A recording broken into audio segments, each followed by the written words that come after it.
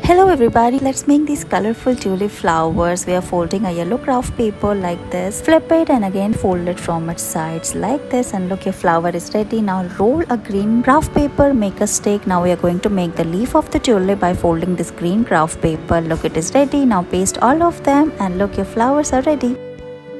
Look at this heart with a bow shaped craft. Let's make it. We are folding a square red craft paper and make a triangular shape like this. Again fold it into half. Now open it and press it from its both side, and look, you'll get a shape like this. Now we are going to fold it from its bottom side like this, and look, it is looking something like this. Now flip it. Now we are going to make the heart shape. Make mini folds on the bottom side of the craft paper like this, and look, it is ready. After that we are going to flip it again.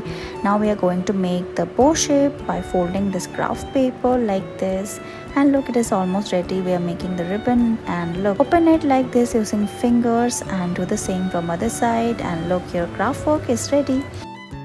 Fold this white sheet of paper, draw the shape of a swan like this. Now open it and paste it using a glue stick. After that we are going to draw its beak, its round eyes. We are also drawing its feathers.